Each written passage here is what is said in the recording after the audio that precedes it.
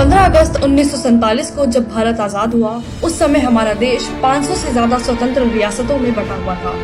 सरदार पटेल ने अपनी दूरदर्शिता और इच्छा शक्ति के दम पर इन सभी रियासतों को जोड़कर भारत को एक बनाया, लेकिन ये काम इतना आसान नहीं था। विभाजन के समय 3 रियासतें थीं, जिन्होंने खुलकर जिन्ना को चिट्ठी लिखी थी कि हम पाकिस्तान में मिलना चाहते हैं, जिनमें एक थी जूनागढ़, जहाँ का नवाब महाबत खान भागकर पाकिस्तान चला गया और आज पाकिस्तान इस नवाब के वंशजों को सिर्फ एक चपरासी की तनख्वाह जितना गुजारा भत्ता देता है।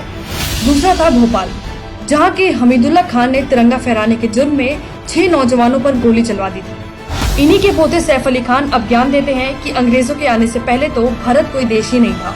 और तीसरा था हैदराबाद।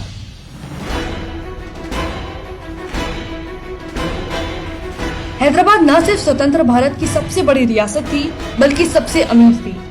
हैदराबाद के आखिरी निजाम ओस्मान अली खान अपनी रियासत का भारत में विलय नहीं चाहते थे और हैदराबाद को उठवाकर वो पाकिस्तान ले जा नहीं सकते थे। ऐसे में उन्होंने स्वतंत्र रहने का निर्णय किया।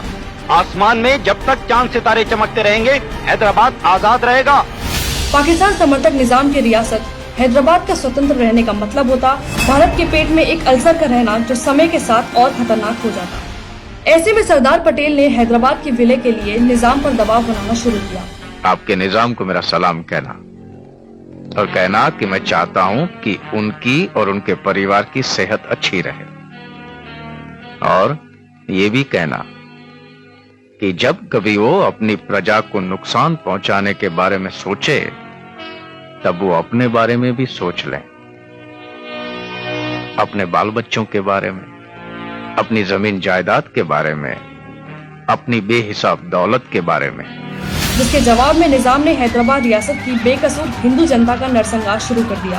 पाकिस्तान परस्त निजाम और उसकी सेना ने देखते ही देखते हैदराबाद में करीब 5000 से 30,000 लोगों का नरसंहार कर दिया। आजाद हैदराबाद! आजाद हैदराबाद! इस भीषण रक्तपात को रोकने के लिए भारतीय सेना ने ऑपरेशन पोलो शुरू किया, जिसका उद्देश्य निजाम के दीवान कासिम रिजवी के नेतृत्व में बनाई गई हैदराबाद रजाकार नाम की सेना को हराकर वहां चल रहे हिंदू नरसंहार को खत्म करना और हैदराबाद का भारत में विलय करना था। एक तरफ रजाकार हैदराबाद से हिंदू साफ कर रहे थे, दूसरी तरफ निजाम के वित्त मंत्री नवाब मोइन नवाज जंग ने पाकिस्तान के खाते में 89 करोड़ रुपए जमा कर दिए, जो आज बढ़कर 3 अरब रुपए हो चुके हैं। उन्हें लगता था पाकिस्तान जाने के बाद ये पैसा बाद में निजाम के काम आएगा।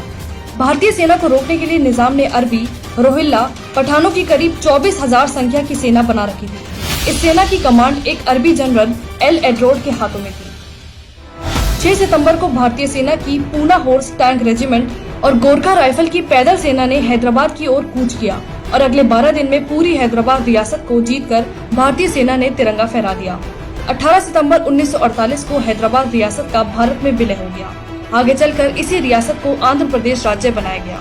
लेकिन हैदराबाद का भारत में विलय के बाद निजाम पर केस चलाने की जगह उन्हें आंध्र प्रदेश का राज्य प्रमुख बनाया गया और हिंदुओं के हत्यारे कासिम रिजवी को पाकिस्तान चले जाने की छूट दे दी गई। जाते समय रिजवी अपनी पार्टी मजलिस-ए-इत्तेहादुल मुसलमीन की कमान एक वकील अब्दुल वाहिद ओवैसी को सौंप गए। पार्टी हाथ में आने के बाद जो पहला काम अब्दुल वाहिद ओवैसी ने किया, वो था अपनी पार्टी के नाम के आगे ऑल इंडिया जोड़ने का। इस तरह पार्टी का नाम हो गया ऑल इंडिया मजलिस-ए-इत्तेहादुल मुसलमीन, जिसके नेता असदुद्दीन ओवैसी आज देश को संविधान और सेक्युलरिज्म पर ज्ञान देते हैं। हालांकि उनके छोटे भाई आज भी निजामी और रजाकारों वाले सोच दिखाते हुए हिंदू और भारत विरोधी बात करते दिख ही जाते हैं। हम 25 कौड़ है ना, तुम 100 कौड़ है ना, ठीक है, तुम तो हमारे से इतने ज्यादा है। 15 मिनट के लिए पुलिस को हटा लो, बता देंगे किसमें हिम्मत है, कौन ताकतवर है। आधुनिक भारत के शिल्पकार सरदार पटेल की इसी सोच और देशभक्ति को सम्मान देने के लिए पीएम मोदी ने गुजरात में उनकी विश्व की सबसे बड़ी मूर्ति बनाई। हालांकि इस मूर्ति के बनने पर हैदराबाद के निजामों के पिट्ठुओं को इतनी आग क्यों लगी, अब आप तो समझ ही गए होंगे। इस देश की एक एक इंच भूमि की रक्षा के लिए हजारों देशभक्तों ने अपनी लाशें बिछाई हैं। अब ये हमारा फर्ज है कि हम इस देश की एकता और अखंडता पर कभी आंच न आने दें। हम सरदार पटेल बनकर हमेशा कासिम रिजवी जैसों को उनकी औकात दिखाते रहें।